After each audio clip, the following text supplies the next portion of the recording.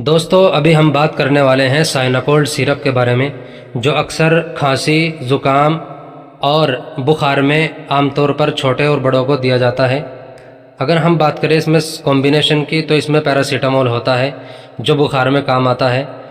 फेनिलेफ्राइन hydrochloride होता है जो बंद नाक को खोलने में काम करता है।